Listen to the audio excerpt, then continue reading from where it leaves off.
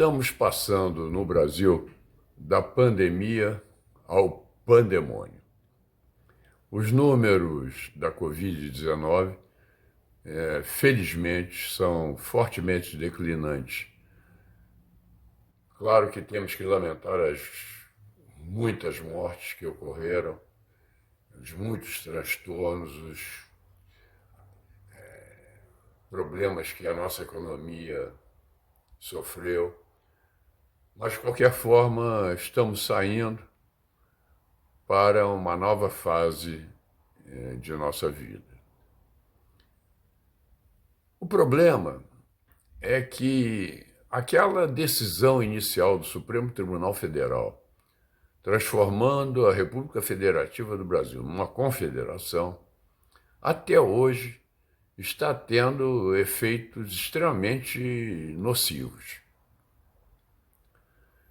Lembremos que o STF delegou aos estados o poder sobre as decisões relativas à pandemia.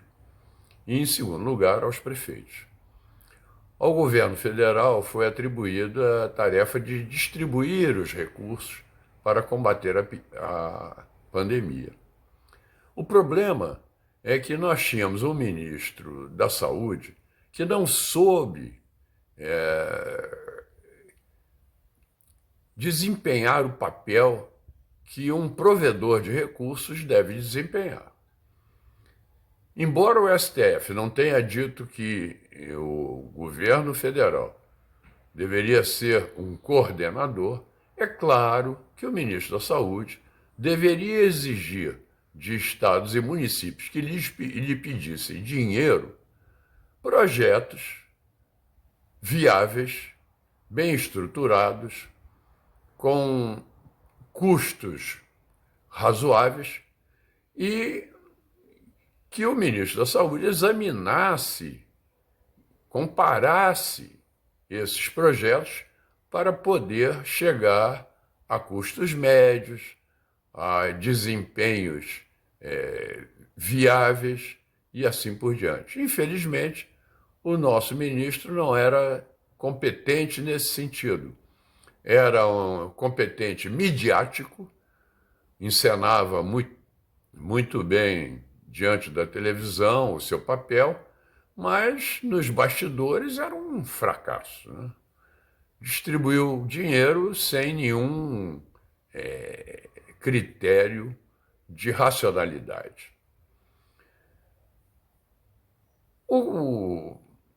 A consequência é que, nesse momento, não tendo havido essa coordenação inicial, há um bate-cabeça muito grande, há uma insegurança jurídica enorme.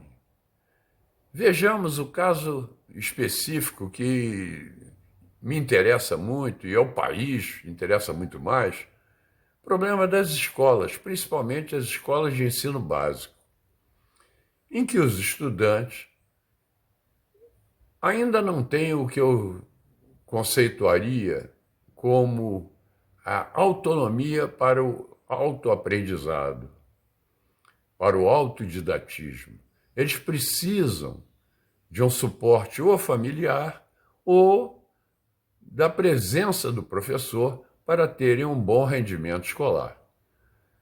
Esses têm sido muito prejudicados nestes meses em que não foram à escola. E o Brasil ainda teve, por azar, uma continuidade de férias e pandemia. Quando os alunos estavam voltando para as escolas, veio a pandemia e eles voltaram para casa. A Organização de Cooperação para o Desenvolvimento Econômico, a OCDE, fez cálculos a respeito das perdas dos países pelo fato de a educação presencial ter sofrido esse hiato. As perdas são muito relevantes. E no caso brasileiro, a OCDE calcula que até o fim deste século nós vamos ter prejuízo. Isso se baseia no seguinte: o produto interno bruto de todos os países, ele se explica pela soma de recursos naturais, recursos de capital e recursos humanos. A interrupção na educação, esse ato educacional, prejudicou nossos recursos humanos, prejudicou a qualificação profissional, prejudicou a educação básica e também a educação de nível superior, embora em menor proporção, porque aí a educação à distância já foi uma substituta à altura em muitos casos, em milhões de casos. Mas no restante, na educação básica principalmente, nas creches, no pré-escolar, os prejuízos são muito grandes. Eu vejo com muita tristeza que muitas creches que surgiram para substituir as babás que a PEC das domésticas expulsou dos lares da classe média, essas creches, geralmente de empreendedores com pouco capital e que surgiram em grande número para receber as crianças da classe média, nesse momento estão falindo, estão fechando, estão tendo grandes dificuldades. Meus amigos, nós precisamos voltar às escolas, mas ao mesmo tempo, o que é que nós vemos? Um prefeito manda abrir, surge uma liminar do sindicato, que o sindicato pediu, e a justiça concede, manda fechar.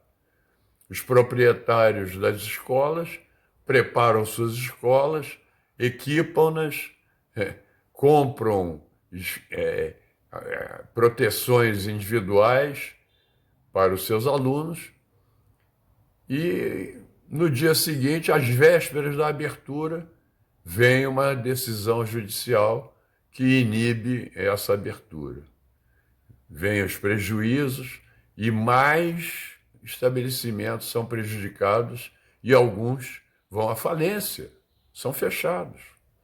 E os alunos ficam em casa e os pais não podem trabalhar porque precisam tomar conta das suas crianças. Veja como esse prejuízo é um turbilhão, uma onda maligna. Outra categoria para a qual chama a atenção e que o IBGE mostrou que perdeu empregos em massa são os domésticos. O doméstico tradicional, que dormia na casa dos patrões, acabou com a PEC das domésticas, da mesma forma que acabaram as babás, que eu mencionei há pouco, foram substituídas pelas creches, pelos estabelecimentos pré-escolares. A tradicional empregada doméstica foi substituída por diaristas. E como as diaristas, para chegar à casa dos patrões, têm que enfrentar o transporte público, que é considerado um grande transmissor do coronavírus, elas foram simplesmente demitidas. E é uma classe de pessoas carentes que precisam ganhar o dia a dia. Enfim, há uma insegurança jurídica muito grande, há um prejuízo generalizado, há vários setores parados ou então em pane absoluta. E essas decisões fragmentárias, que não têm uma coordenação, precisam parar.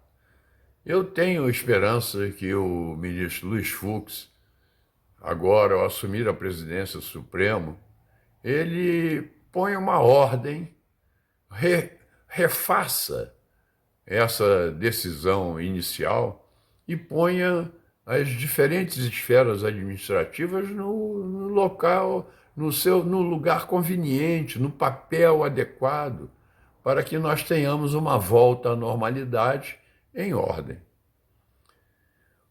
Finalmente, eu gostaria de falar sobre não um grupo funcional, mas sim sobre um grupo etário que está sofrendo muito. São os idosos, a terceira idade. Depois de classificada como grupo de risco, ela passou a sofrer uma série de sanções. Hoje ninguém mais emprega ninguém que tenha mais de 60 anos, porque há o perigo de a autoridade, o prefeito, o governador, proibir que os estabelecimentos que têm pessoas que operem os estabelecimentos com mais de 60 anos tenham contato com o público. Academias de ginástica estão mandando embora seus professores com mais de 60 anos, embora vão receber alunos com mais de 60 anos. É realmente esse grupo de risco está correndo um grande risco de, além da depressão, da quarentena, das doenças que continuam ocorrendo, mas que não nos levam aos médicos com medo do contágio.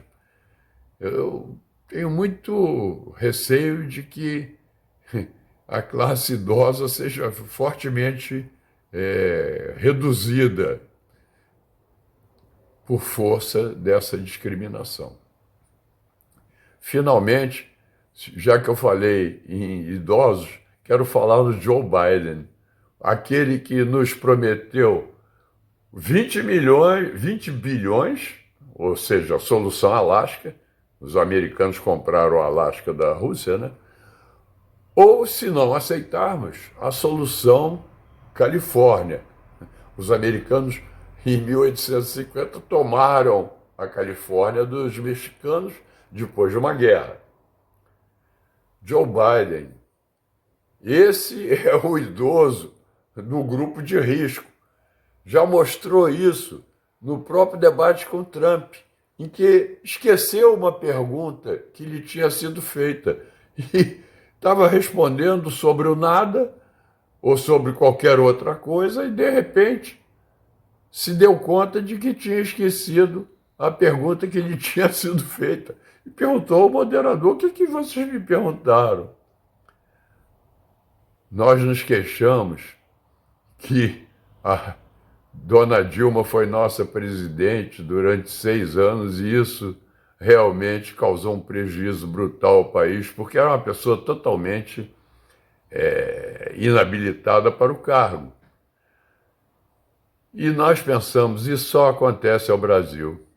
Não, na maior potência do mundo, a mais rica, a mais forte, a maior democracia, nós temos um candidato com grande probabilidade de vitória, que nada mais é do que uma Dilma de terno e falando em inglês.